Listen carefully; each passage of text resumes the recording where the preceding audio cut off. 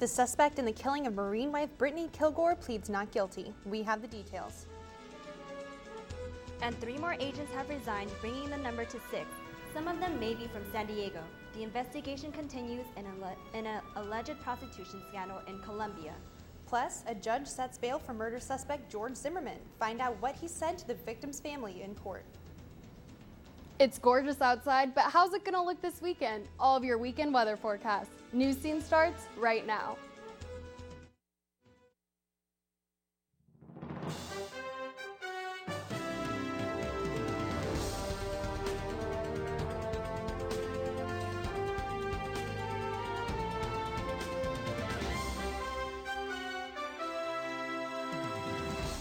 Good evening and welcome to this edition of News Scene. I'm Ronnie Wade. And I'm Jennifer Hua. Thanks for joining us. We now know the name of an SDSU student found dead in a fraternity house. This morning, campus police responded to the Phi Kappa Theta house. The medical examiner's office identified him as Barzine Barzanji. According to the police, the student is not a member of the fraternity but was the president of Sigma Alpha Epsilon. The cause of death has not yet been released. Bail has been set for the woman charged with the murder of a North County Marine wife. 25-year-old Jessica Lynn Lopez pled not guilty Thursday to the murder of 22-year-old Brittany Kilgore. She is being held on $3 million bail, and if convicted, Lopez may face 25 years to life in prison.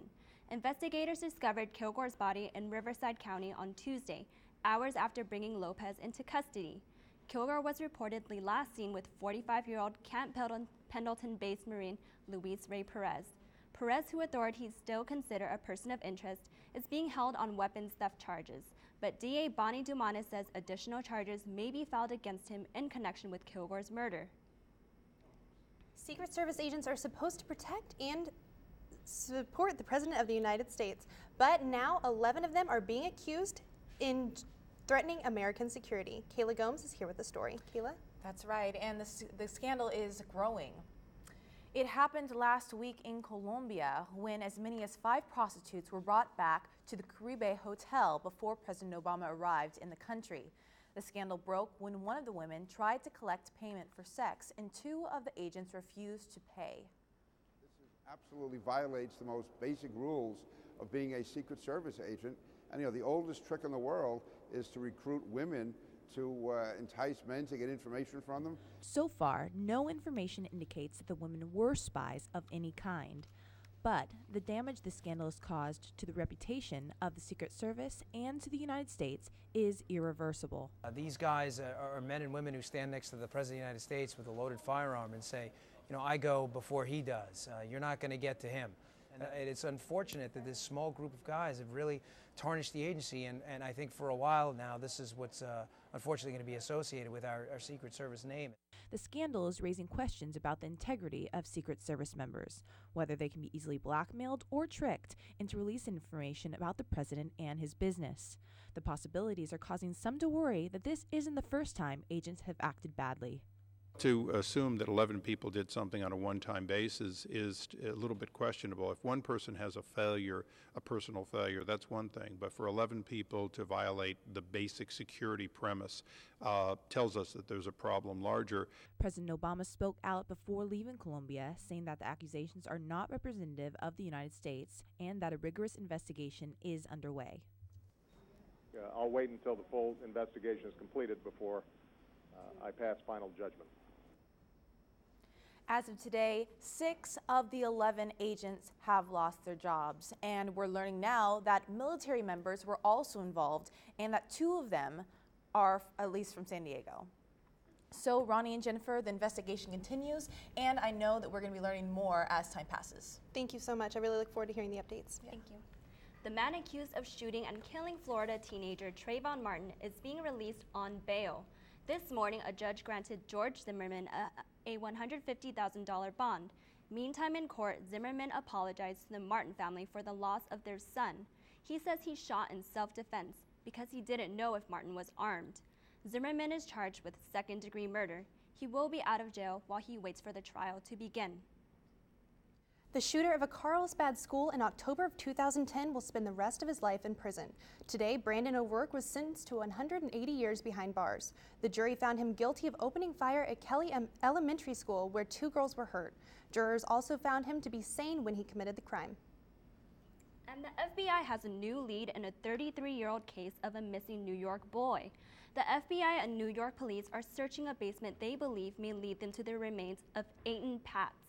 The 6-year-old disappeared in May 1979 while walking alone to school. Patz was one of the first missing children to have a picture on a milk carton. The investigation is ongoing and any evidence will be analyzed by the FBI. And the Dalai Lama visited San Diego for the first time ever this week. Tickets quickly sold out for his arrival, causing late buyers to purchase tickets for up to $400.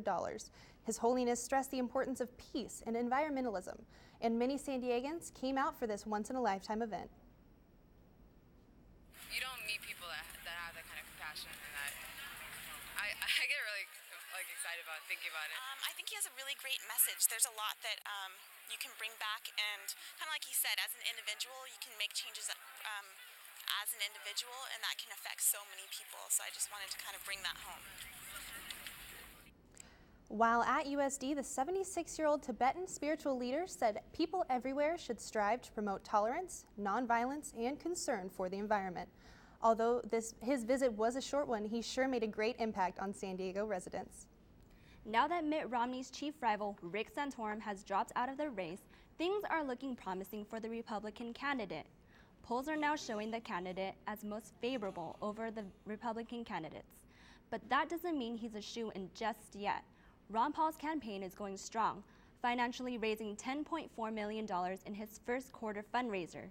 Newt Gingrich, on the other hand, has fallen even further behind, reportedly being $4.5 million in debt. Candidates are scheduled to face off once again for the next primary in Connecticut on April 24th. The latest in a series of pictures has left the U.S. military defending themselves once again.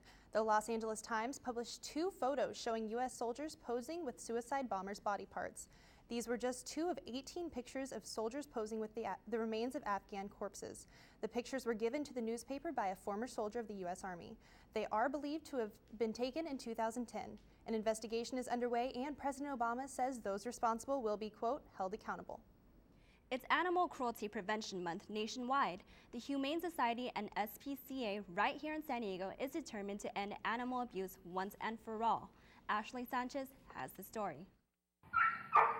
As a shelter to hundreds of animals and a resource for pet owners and future owners, the San Diego Humane Society and SPCA provides vital services to people and animals alike. But its responsibility to enforce animal cruelty and neglect laws is often overlooked. We have humane officers, and they are given the same powers as San Diego police officers when related to animal-related crimes. An investigation team reports to work 7 days a week. Officers say 90% of their work involves educating the public, but some cases are more extreme. Puppy Stars here in Claremont is all closed for business. It's one of 3 pet shops to be raided on an SPCA search warrant as part of an ongoing investigation. A private residence, Pet Place in Rolando, and Nadine's Puppies in Oceanside were also served search warrants last month for violating health and safety laws. Over 100 animals were seized and now remain in the care of the SPCA. Humane officers say crimes like this happen all of the time, but they often go unnoticed. That's why our humane officers are here, to look into these cases and to be sure that people who are operating these types of locations where they're breeding animals and selling them and not taking proper care of them don't get away with it. The SPCA continues its mission to inspire the community and bring an end to animal suffering. Animal cruelty and neglect does happen, and it happens right here in our community, so it's important to be aware of it and to know that you have somewhere to turn. I'm Ashley Sanchez, News Scene.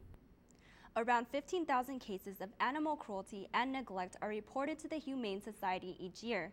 SPCA volunteers encourage everyone to wear orange this month and spread the word in an effort to bring that number down. And still ahead, Tupac has been spotted on tour. How a San Diego company brought him back to life. And will San Diego's Jessica Sanchez be the next American Idol? Stay tuned to find out more.